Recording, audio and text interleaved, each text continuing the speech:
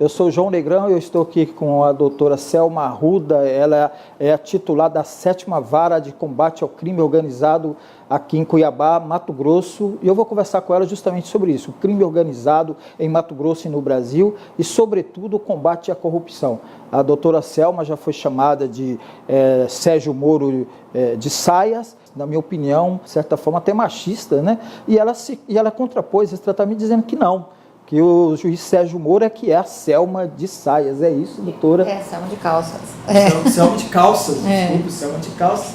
É que eu acho que é uma posição machista. Então vamos começar por essa parte, né? Sobre quando a mulher ela tem uma ascensão, ela ocupa espaços de poder e ela mostra a competência que a senhora, por exemplo, vem mostrando, sempre se quer se igualar ao homem, como se ela, para ser melhor, ela tem que ser um Sérgio Moro de saias ou qualquer outra coisa desse tipo.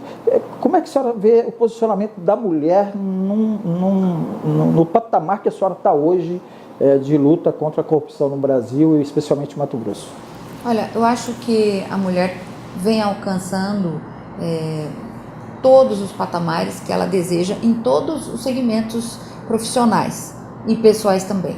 Quando eu fiz a colocação dele ser uma Selma Rosane de calças, na verdade foi uma brincadeira que eu fiz, porque é evidente que o colega Sérgio Moro tem um destaque muito maior, até por conta da grandiosidade da Operação Lava Jato que ele conduz. Óbvio que eu sou uma aluna, uma discípula dele, e me sinto muito honrada com essa colocação. Não vi uma colocação machista nesse sentido, não. Mais como um elogio, né? Muito mais como um elogio. Doutora Selma, a senhora como a titular aqui da Vara de Combate ao Crime Organizado, tem lidado mais com a corrupção na política, né? A gente sabe aí dos inúmeros presos que tem, ex-governador, ex-presidente do Legislativo, secretários de Estado, diretores de autarquias, enfim, uma série de prisões, de processos, de ações que a senhora tem comandado nesse sentido. Mas eu gostaria, antes da gente entrar nesse assunto, falar sobre o crime organizado em geral, né? A gente acompanhou aqui em Mato Grosso o combate aí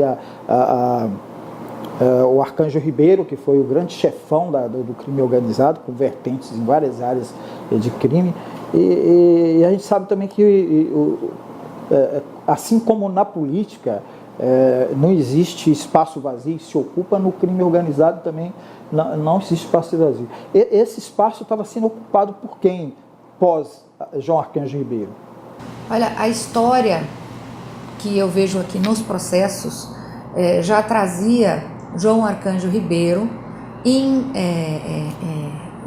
ação criminosa conjunta com figuras que vieram aparecendo agora, né? Como é o caso do José Riva, né? Naquela época já com Humberto Mosaico, depois que se abstraiu um pouco do contexto por conta de ter tomado outro rumo na vida profissional, mas obviamente sem julgar a questão de culpabilidade ou não.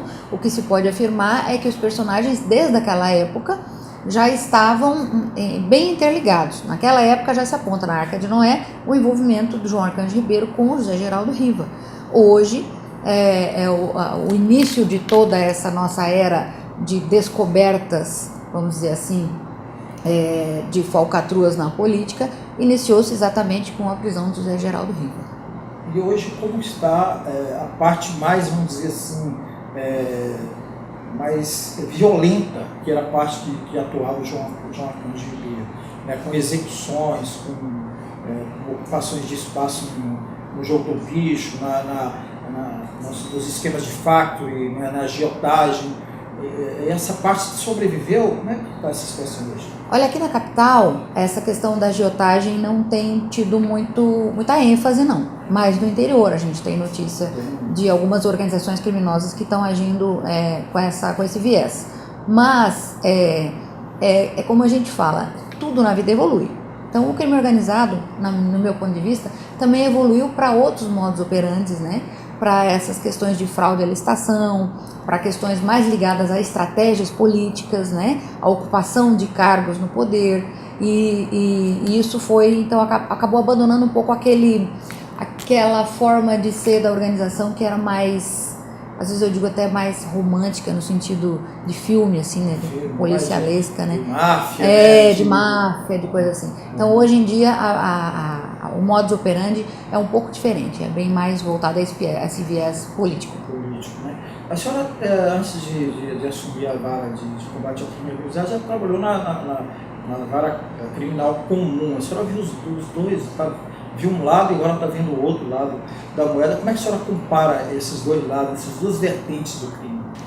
Além de ter trabalhado 90% da minha carreira em varas criminais e conhecer, portanto, essa criminalidade de varejo, né, essa criminalidade pequena, de pessoas mais pobres, mais insuficientes, né, a gente vê assim, que a criminalidade, o grosso dela realmente é a camada mais baixa da população, mas também eu tive a oportunidade de trabalhar em mutirões carcerários pelo Brasil. Eu já trabalhei em Minas Gerais, trabalhei no Acre, trabalhei no Amazonas, conhecendo o sistema prisional desses lugares e evidentemente aqui de Mato Grosso também.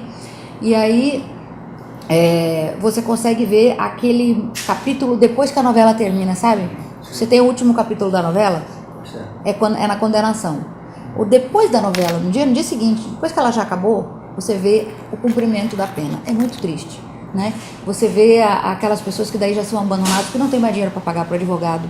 A família já cansou, porque a sentença é uma derrota, vamos dizer assim, né? Você está condenado, então você vai ter que aguardar passar a tua pena para poder sair de lá. Então você já não tem mais tanta visita, então já é uma situação de penúria muito maior do que essa situação. Você chegou a sofrer com essas Chorei muitas vezes, ajudei muitas vezes, tirei dinheiro do bolso muitas vezes, porque são histórias de seres humanos, né, que ficam assim, já são abandonados pelo Estado, e isso os leva a cometer crimes, né? Depois da condenação é o fim, é muito, muito triste. E além então dessa outra visão, eu vim parar nessa vara, onde eu consigo ver na mesma vara a organização criminosa de crimes violentos, como o PCC, Comando Vermelho, essas organizações voltadas a roubos de veículos, né, a tráfico de drogas, etc. Essas organizações estão no Mato Grosso? Estão, tem muita. Então elas também estão aqui na vara, né? E do outro lado as organizações criminosas de elite, que cometem esses crimes econômicos, que cometem crimes tributários, que cometem crimes contra a administração pública. E isso, essa bagagem toda, essa história toda, me faz compreender que muito desta criminalidade pobre é devida à ação da criminalidade rica, sabe? Por quê? Porque o Estado não está presente aonde deveria estar. Na formação dessas pessoas que hoje são criminosas, o Estado deveria estar presente. Algumas pessoas analisam que o problema do Brasil não é a corrupção, mas é a desigualdade social. A senhora concorda? Mas a desigualdade social é exatamente decorrência da ausência do Estado. Onde o Estado não está, você vê a baderna, você vê a balbúrdia. Então, aonde o Estado não consegue chegar, você tem o abandono. É daí que as pessoas são cooptadas para o crime, é daí que as pessoas são cooptadas, às vezes, para droga, enfim, ficam órfãos, essas pessoas ficam órfãos. E aí você imagina o dano que um crime causa na vida de uma pessoa. Uma mulher que é pega, por exemplo, traficando droga para dentro de um presídio, ela vai presa, ela está levando droga lá para dentro para o marido que já está preso. Aí ela vai presa. Aí os 4 filhos ficam em casa, não tem quem cuide. Aí esses filhos, obviamente, vão crescer, e adivinha o que eles vão fazer? Vão cometer crimes. E tudo isso é uma corrente, é um círculo vicioso que vai se formando e só vai aumentando. Se o Estado tivesse condições de estar ali, naquele momento, quando isso aconteceu pela primeira vez, que aquelas crianças ficaram abandonadas à mercê da sorte e de, às vezes, um ou outro parente que muito pouco consegue socorrer. Se o Estado tivesse ali dando essa estrutura, certamente essas crianças, pelo menos, teriam menos chances de ter o mesmo destino dos pais. O que acontece? A corrupção tira o dinheiro que era para ser voltado a esse tipo de coisa. Quando você tem um acidente de trânsito, que a vítima do acidente de trânsito morre no pronto-socorro por falta de atendimento, os filhos vão ficar nessa mesma situação de abandono e na mesma situação de vulnerabilidade. Então, eu atribuo muita parcela, grande parcela, da população criminosa pobre à população criminosa rica. qual é a intersecção que existe entre o crime do pobre e o crime da elite, como a senhora mencionou? Por exemplo, o traficante que está lá na boca de fumo, qual a relação que ele tem com aquele que é o comandante geral desse tráfico, que geralmente pode ser de alguém da elite, tanto do crime, dos grandes chefões do crime organizado, como da elite política. Existe essa relação? Olha, as organizações criminosas, elas têm geralmente uma estrutura meio complexa. Existe casos da gente constatar que o pessoal da base, os soldados das organizações, raramente conhecem o líder, sequer conversaram com o líder alguma vez, né?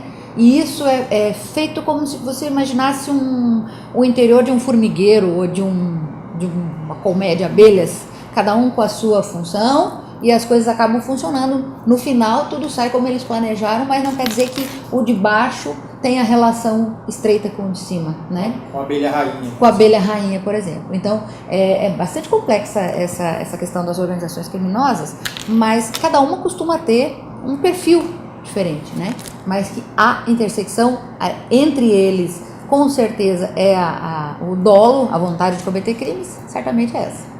A senhora costuma dizer que a corrupção é uma atividade cotidiana. Exatamente. Qual que é a percepção da senhora em relação a isso?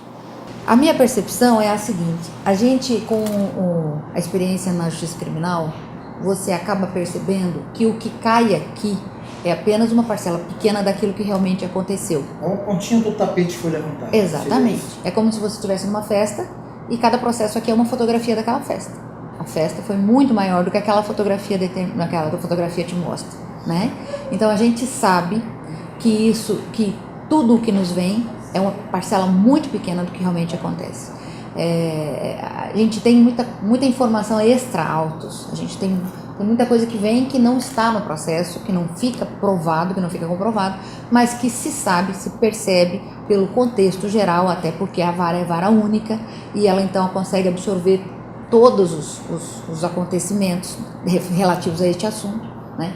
Então isso nos leva a crer que a corrupção no Brasil, infelizmente, é sistêmica, ela faz parte da cultura do brasileiro e ela, infelizmente, ainda está muito enraizada em todos os segmentos da sociedade. Uma situação quase que exclusiva do Brasil e de Mato Grosso, né? Ela existe também em outros estados, existe em outros países, da mesma forma como existe no Brasil e Mato Grosso? Da mesma forma, não. O Brasil é um dos países mais corruptos, infelizmente, né? A gente sabe que o ranking de Transparência Internacional nos coloca numa posição bem ruim no quadro mundial. Então, tem países em que a corrupção não é sistêmica, ela acontece, mas que ela não é sistêmica. O que eu quis dizer é que no Brasil e em vários outros países, óbvio, né, a corrupção tem um lugar muito mais destacado do que em outros, como a Noruega, por exemplo, os países desenvolvidos, né? A senhora tem criticado, por exemplo, a composição a forma como se escolhe os ministros do STF. A senhora acha que essa escolha dos ministros do STF, ela pode acarretar alguma interferência no curso político do país, como alguns críticos estão colocando, que o STF está judicializando a política ou politizando a justiça? Olha, eu já fiz essa colocação no sentido de dizer que a composição do Supremo Tribunal Federal, com todo respeito aos ministros, ela não é constitucional. E eu digo por que eu não considero constitucional. Porque um dos princípios da administração pública que estão incertos na Constituição Federal é o princípio da eficiência. E para a gente ter eficiência, a gente tem que ter impessoalidade, a gente tem que ter publicidade, impessoalidade, a gente tem que ter economia, e tudo isso não é observado quando a gente tem uma composição de um tribunal que não vem de forma impessoal. Quando você tem um presidente da República que pode apontar, eu quero Paulo, não quero João, eu quero Pedro, não quero Francisco, isso não é impessoalidade. A pessoa teria que subir por mérito, por aquilo que ela fez, ela teria que ir ao Supremo por conhecimento jurídico e não por ser amigo do rei. Concurso público, por exemplo? Sim, por ascensão na carreira. A senhora concordaria, por exemplo, com a eleição para juízes, inclusive para os ministros dos tribunais superiores? Olha, isso acontece em alguns países, como nos Estados Unidos, mas eu não acho que o Brasil esteja preparado para isso. Nós damos ainda muito mau exemplo ao elegermos os nossos governantes. Imagina se nós formos eleger juízes, né, o que não acontece aqui no Brasil. Acho que ainda não, o povo ainda não está preparado para eleger com qualidade. A senhora particularmente teve problemas com o STF em relação a ações, né, atos que a senhora praticou no exercício de magistrada em algumas dessas operações que a senhora comanda. A senhora acha que isso ocorreu por conta dessa impessoalidade, dessa imparcialidade que a senhora critica? O que aconteceu, na verdade, é que eu decretei uma prisão preventiva, o Supremo revogou a prisão preventiva em um processo. Aí, em outro processo, era a mesma pessoa, mas em outro processo, eu decretei novamente, porque entendi que deveria, e fui advertida pelo Supremo de que não deveria mais decretar prisões em relação àquela pessoa, né? Tipo um laissez-faire, laissez-passer francês. Então, obviamente que eu não concordo com esse tipo de decisão, respeito porque tem uma obrigação legal. Mas não seria uma interferência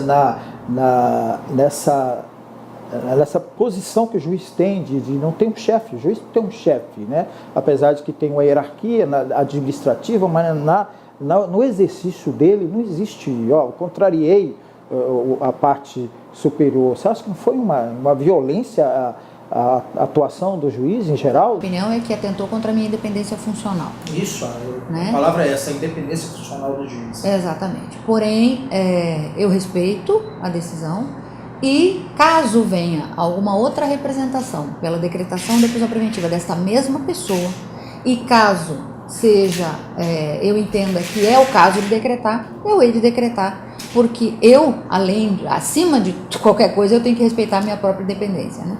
A senhora não acha que o judiciário está precisando de uma nova reforma? Eu acho que o Brasil está precisando de uma nova reforma, não é só o judiciário, todas as esferas, todas. É por isso que eu tenho lutado muito e tenho falado muito sobre o assunto, sabe? A gente tem que falar muito sobre isso para que as pessoas reflitam, cada um na sua casa, na sua família, com seus filhos, sabe? Isso tem que ser um assunto que nos faça efetivamente pensar que o futuro depende da gente. Se a gente não acordar, nós vamos ter um Brasil ainda por muito tempo colonial. Nós vamos ter uma coisa, sabe, o mundo está evoluindo e a gente está ficando, né? Nós estamos parados aqui, enfrentando agora uma crise que é decorrente de uma roubalheira institucionalizada que aconteceu no país e aqui o brasileiro não vai pra rua, não protesta. Fomos há uns dias atrás, né? Trocou o presidente, acabou o problema, o Brasil está resolvido. Então o brasileiro está amortecido. Você acha que o problema continua? Mas óbvio que continua. Você acha que trocar o chefe de uma nação vai trocar a estrutura do país? Nunca. Agora, uma das questões que a senhora critica em relação à política é o fato da interferência por exemplo, de parlamentares que são eleitos e fazem uma composição de aliança no âmbito do executivo, seja municipal, estadual ou federal, esse chamado presidencialismo, né, de composição que a gente tem, em que ele indica e abre as janelas para a corrupção. A senhora concorda com isso? Olha, o que a gente tem que evitar quando a gente fala de corrupção é de deixar de dizer as coisas. A gente tem que ser bem claro quando a gente fala sobre a corrupção. O que acontece é o seguinte: que motivo eu tenho para indicar determinada pessoa para determinado cargo? Qual é a razão que eu tenho para fazer isso? Que retorno eu tenho com isso? Não é? Então, por que cargos do executivo, por exemplo, tem que ficar atrelados a determinados políticos que às vezes são do legislativo? Por quê? O que isso te sugere? Né? A indagação que eu faço é essa. O que isso sugere? Óbvio, né? Se forem cargos decisórios, se forem cargos que lidam com o erário público, fique de olho, porque a gente sabe que a forma como o sistema eleitoral hoje acontece ainda é muito falho. Você não acha que pode ser um pouco generalizando ou talvez contribuindo para a criminalização da política? Não acho que eu estou generalizando, não. Eu acho que o que eu não estou fazendo é apontando este ou aquele personagem. O que eu estou falando é com base na experiência que eu tenho nos processos que eu conduzo. Esse modelo, ele é facilitador dessa situação. Exatamente. Né? Esse modelo de aliança, que a por gente que não um conclui... cabo-chave desse não pode ser, por exemplo, um funcionário de carreira com comprovada experiência técnica? A gente precisa impor essas proibições, esses cargos-chave. Acho que a reforma política poderia contemplar isso. Assim como nós falamos agora do STF, esses cargos-chave também têm que ser por mérito. Eles também têm que obedecer ao princípio da impessoalidade, porque o princípio da impessoalidade na administração pública é em todas as esferas, não é só no judiciário. Né? Então, se você tem um coordenador do departamento X, se você tem um secretário de infraestrutura, não sei de onde, né? Você tem que ter uma pessoa que entenda primeiro lugar daquele métier, né? E você tem que ter uma pessoa que tenha ficha limpa, que tenha condições morais e éticas. Então, muda o governo, os servidores continuam os mesmos ali embaixo, mas a cúpula muda de acordo com aquele governo. Isso é muito perigoso. A senhora fala em reformar o país, não só no judiciário, mas também na reforma política. Enfim, o país precisa ser reformado. Existem os 10 pontos apresentados pelo Ministério Público, inclusive respaldados pelo juiz Sérgio Moro. A senhora concorda com todos aqueles pontos? Não, alguns eu acho inconstitucionais. Por exemplo? Por exemplo, a relativização das provas ilícitas, do uso da prova ilícita como prova no processo. Eu acho muito perigoso. O Brasil é um país muito grande, cada cabeça é uma sentença. A gente não pode deixar a coisa ficar sob análise subjetiva. O que é lícito para mim não é lícito para você. Então isso é uma coisa muito perigosa, sabe? Eu acho que a intenção é boa, mas o Brasil tem que parar de pensar que a solução dos problemas está na legislação. A legislação não vai fazer você mudar a sua atitude. A gente tem que mudar a atitude mudando a nossa cultura, mudando a nossa forma de pensar. Até porque a gente tem aqui um dos outros países que se menciona que lei não pega, né? Tem Exato, lei que não pega. Exatamente. E nós somos um país que mais legislação tem sobre tudo. E aí? Por isso nós somos melhores? Não, nós não estamos numa boa posição, né? Então a gente tem que imaginar que não é a lei que vai consertar. A minha posição sempre tem sido essa. É importante a gente conversar sobre isso exatamente para tentar mudar a cultura das pessoas. A senhora concorda com algumas medidas que o STF está tomando, por exemplo, como a prisão após a condenação em segunda instância? Críticos mostram que é quebrar uma das bases do Estado Democrático de Direito, que é a presunção da inocência. A senhora concorda com isso? Concordo plenamente, porque não se vai discutir depois da segunda instância se a pessoa é culpada ou inocente. Da segunda instância em diante, o que tu vai discutir são assuntos periféricos, são assuntos técnicos periféricos que vão àquele caso. Mas é tão ínfimo o percentual de casos em que a decisão é modificada depois da segunda instância, que não justifica você manter essas pessoas incólumes, até porque você acaba contribuindo com a impunidade, porque você acaba incentivando a prescrição, né? Quer dizer, o decurso de tempo que isso causa, o afunilamento de processos, a forma como os tribunais superiores ficam abarrotados de processos graças a esses recursos que 99% das vezes são impostos apenas para procrastinar. Isso é o que faz não valer a pena a gente aguardar esse trânsito em julgado final. Se você já resolveu que a autoria e a materialidade do crime estão decididas, ou seja, foi ele que fez, o crime aconteceu e quem fez foi fulano. Se você já tem esses dois dados como certeza na sua mão, o resto é discussão periférica. Você tendo esses dois dados, nada obsta que você já execute então a pena. Agora, a senhora critica também essa decisão pelo fato de que possa abrir uma janela para corrupção na própria justiça. Foi um alerta que eu fiz numa reflexão que outro dia me foi posta, exatamente nesse sentido. A gente, como você disse no começo da nossa conversa, né? As coisas não acabam, as coisas às vezes só mudam de endereço.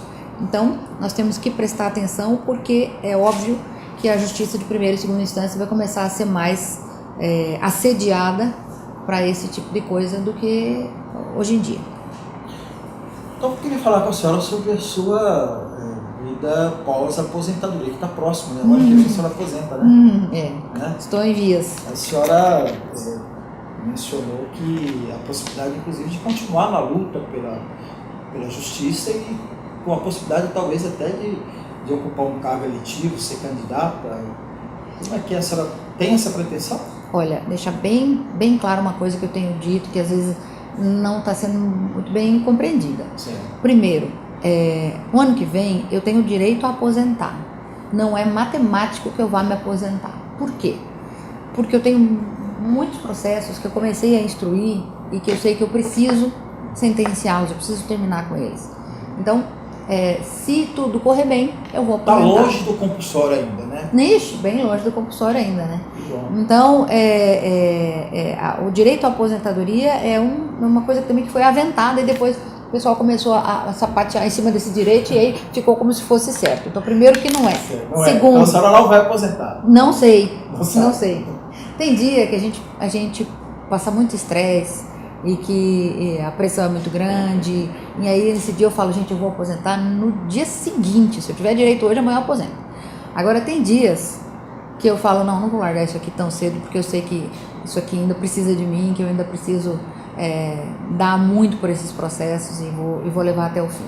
Então, isso é uma coisa que eu ainda não decidi, que efetivamente não decidi, tá? Com relação a qualquer passo no sentido de vida política, o que eu quis dizer quando eu falei sobre isso foi no sentido de que se eu tivesse que encerrar minha carreira com uma aposentadoria sem a sensação de que eu tivesse cumprido efetivamente a minha missão, talvez eu pudesse pensar em alguma coisa assim, se eu visse que essa carreira também pudesse ajudar para alguma coisa, pudesse servir alguma coisa ao país, né? Porque como eu já lhe disse no começo e durante essa entrevista, a minha jornada nessa área do crime foi uma jornada que Deus me proporcionou muitas visões. Eu tenho visão que acho que poucas pessoas têm a respeito dessas histórias, né, que eu vivo. E talvez isso seja uma oportunidade, mas não tenho nada previsto. Continuação da missão, né? Mas não tenho nada previsto, não é uma coisa que eu quero. Aliás, nunca pensei nisso, não sei falar em público, não tenho essa coisa de discurso, nunca tive essa visão. Aliás, nunca pensei nisso. Começou essa discussão, assim, algumas entrevistas que foram tocando no assunto, e eu começo a responder a respeito. Todo mundo acha que quem tem uma certa visibilidade e tal, e porque também nós temos exemplos aí de procuradores da República, como o próprio governador Pedro Táxi, e juízes, como o Juliette, que era parceiro dele na Arca de Noé, que viraram candidato. Doutora Selva, para encerrar, a vida da senhora com certeza está, a gente já mencionou isso, ela está muito atribulada, mas como é que a senhora está conseguindo tocar do ponto de vista pessoal? Eu percebi, nós chegamos aqui, tinham 5 seguranças, a gente sabe que tem mais que está protegendo a senhora está ameaçada de morte. Como é que a senhora está conseguindo equilibrar aí nesse fio de navalha? Conta pra gente. A gente paga o preço pelas escolhas que a gente faz, né? Então, quando você aceita um desafio, sabe que vai ter que pagar o preço. A gente, evidentemente, tem muitos prejuízos pessoais, né? Mas eu acho que todos eles estão valendo a pena, porque a missão é maior e a gente tem que levar até quando der. Às vezes, essa é uma das coisas que me faz pensar em aposentar, sabe? Todo esse risco que ela está correndo. Não o risco que eu corro, mas a família acaba correndo. A família corre. Exato. Então, é uma das coisas que me leva a pensar em aposentar. Mas ainda está... Enquanto der para ir levando dessa forma, vamos levando. Então, doutora Selma, agradeço a senhora pela entrevista, muito esclarecedora, muito interessante. Muito obrigada. Continue firme aí na sua missão. A honra foi minha, sempre à disposição. Eu gostaria de dizer uma coisa. Sim, Posso falar? Claro. Eu tenho uma página no Facebook, uma fanpage, onde eu tenho publicado artigos que eu colho na internet, reportagens, enfim, todos relativos a essa questão de combate à criminalidade organizada. Então, a fanpage chama-se Criminalidade Organizada, Estudos e Ideias. tá? Ela está aberta a quem quiser visitar, vai lá, curte, dá uma olhada, vamos ler esses conteúdos, vamos, principalmente o pessoal de faculdade, operadores do direito, ou mesmo o cidadão comum que queira se inteirar do assunto. Eu tenho colocado ali o que eu acho que é mais relevante, que é mais importante para essa discussão. Ok.